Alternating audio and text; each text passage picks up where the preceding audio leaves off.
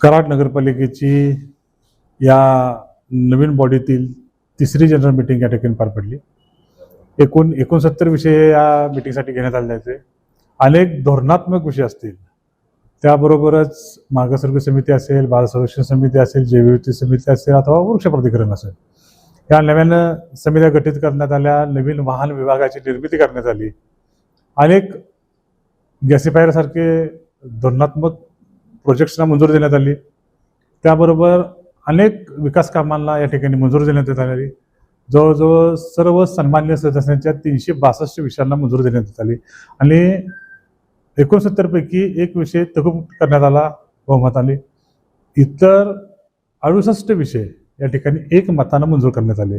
अत्यंत खेळीमेळीच्या वातावरणात या ठिकाणी मीटिंग पार पडली आणि निश्चितपणे येणाऱ्या कालावधीमध्ये कराड शहराच्या विकासाच्या दृष्टिकोनातून ही मीटिंग अत्यंत चांगल्या पद्धतीने पार पडली।